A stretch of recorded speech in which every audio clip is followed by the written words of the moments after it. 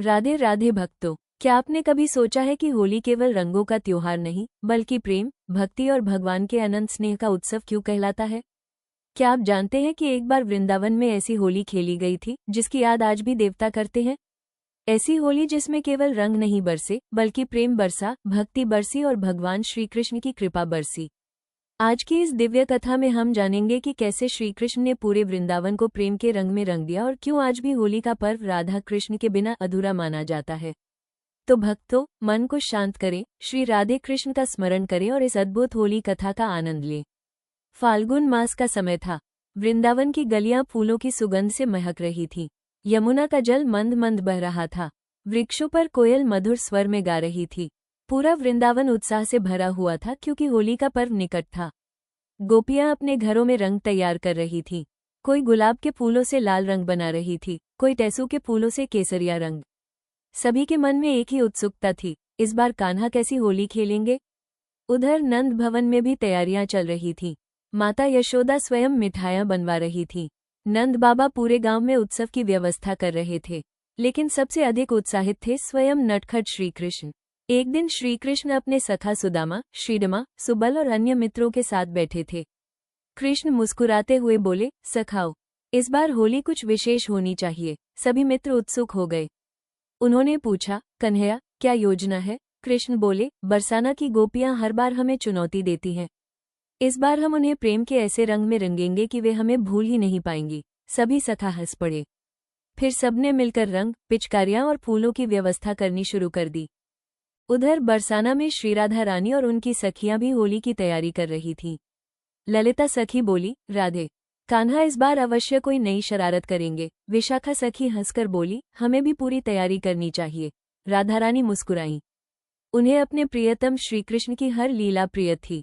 उन्होंने सखियों से कहा, होली का अर्थ केवल रंग लगाना नहीं है, होली का अर्थ है प्रेम बांटना। सभी सखियां आनंद से भर उठीं। आखिरकार वो दिन आ गया जिसका सभी को इंतजार था।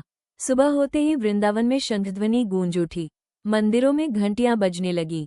हर ओर राधे राधे और श्याम श्याम के जयकारे सुनाई देने लगे। गोप और गोपियां रंगों से भरी थालियां लेकर निकल पड़े। बच्चे उत्साह से दौड़ रहे थे। पूरा वातावरण भक्तिमय आनंद से भर गया। कुछ ही समय बाद श्रीकृष्ण अपने सखाओं के साथ बरसाना की ओर चल पड़े। उनके हाथ में सुंदर पिचकारी थी। सिर पर मोर मुकुट सुशोभित था। पीतांबर हवा में लहरा रहा था। उनकी मधुर मुस्कान सभी का मन मोह रही थी। जैसे ही वे बरसाना पहुंचे, गोपियों ने उनका मार्ग रोक लिया। गोपियां बोली, कान्हा, आज बिना परीक्षा दिए आगे नहीं जा सकते। कृष्ण मुस्कुराए, कैसी परीक्षा? गोपियां बोली, यदि तुम हमें पराजित कर सको तो होली खेलना। कृष्ण हंस पड़े, हम तैयार हैं। बस फिर क्या था, होली का अद्भुत उत्सव आरंभ हो गया। चारों ओर रंग उड़ने लगे। लाल, पीले, गुलाबी, केसरिया और हरे रंग से पूरा वातावरण रंगमय हो गया। कृष्ण कभी एक गोपी पर रंग डालते तो कभी दूसरी ओर भाग जाते। गोपियां भी पीछे नहीं थीं। वे भी कृष्ण और उनके मित्रों को रंगों से सराबोर कर रही थीं। चारों ओर केवल हंसी, आनंद और प्रेम का वातावरण था। इसी बीच श्रीकृष्ण की दृष्टि राधारानी पर पड़ी। राधारानी अपने हाथ में रंग लिए खड़ी थीं। दोनों एक दूसरे को प्रेमपूर्वक देख रहे थे। पूरा वातावरण मानो थम गया। कृष्ण धीरे धीरे राधारानी के पास आए। उन्होंने प्रेम से गुलाल उठाया और राधारानी के मस्तक पर लगाया। राधारानी ने भी मुस्कुराकर श्रीकृष्ण को रंग लगा दिया। उस क्षण पूरा ब्रह्मांड आनंद से भर उठा। देवता पुष्प वर्षा करने लगे। गंधर्व गीत गाने लगे। ऋषि मुनि उस दिव्य दृश्य को देखकर धन्य हो गए। उसी समय एक वृद्ध ब्रजवासी वहां आया। वह दूर खड़ा होकर ये सब देख रहा था। उसकी आंखों में आंसू थे। एक युवक ने पूछा, बाबा, आप रो क्यों रहे हैं? वृद्ध बोला, मैं रो नहीं रहा, आनंदित हूँ। आज मैंने समझा कि प्रेम क्या होता है। जहाँ स्वार्थ समाप्त हो जाए और केवल समर्पण रह जाए, वही सच्चा प्रेम है। राधा कृष्ण की होली हमें यही सिखाती है। उसी गांव में माधव नाम का एक गरीब भक्त रहता था। उसके पास रंग खरीदने के लिए धन नहीं था। वह उदास बैठा था। उसने सोचा, सभी होली मना रहे हैं, लेकिन मैं क्या करूं? फिर उसने आंखें बंद की और श्रीकृष्ण का स्मरण करने लगा। उसने कहा, प्रभु, मेरे पास रंग नहीं है, लेकिन मेरा हृदय आपका है। कहते हैं उसी समय एक बालक उसके पास आया। बालक ने उसे रंगों की एक छोटी पोटली दी। माधव ने पूछा, तुम कौन हो? बालक मुस्कुराया और चला गया। जब माधव उत्सव में पहुंचा तो उसने देखा कि वही मुस्कान श्रीकृष्ण के चेहरे पर है। तब उसे समझ आ गया कि स्वयं प्रभु उसकी सहायता करने आए थे। भक्तों, ये कथा केवल एक उत्सव की कहानी नहीं है, ये हमें जीवन का गहरा संदेश देती है। जैसे होली में रंग भेदभाव मिटा देते हैं, वैसे ही भक्ति मनुष्य के अहंकार को मिटा देती है। जैसे रंग सबको एक समान रंग देते हैं, वैसे ही भगवान की कृपा सभी पर समान रूप से बरसती है। जो व्यक्ति प्रेम, करुणा और भक्ति के रंग में रंग जाता है, उसका जीवन धन्य हो जाता है। होली केवल बाहरी रंग लगाने का पर्व नहीं है, ये भीतर के दोषों को जलाने का अवसर है। इस होली पर हमें अपने क्रोध, अहंकार, ईर्ष्या और द्वेष को जलाना चाहिए। हमें प्रेम, क्षमा और सेवा को अपनाना चाहिए। यही सच्ची होली है, यही राधा कृष्ण को प्रिय है।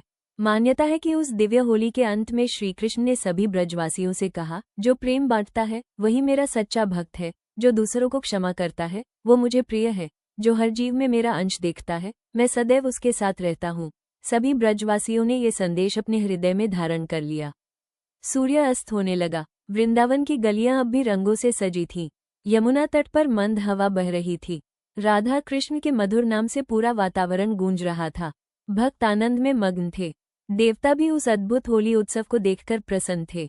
और तभी से होली केवल एक त्योहार नहीं रही, वो प्रेम का उत्सव बन गई, भक्ति का उत्सव बन गई, राधा कृष्ण के अनंत प्रेम की स्मृति बन गई।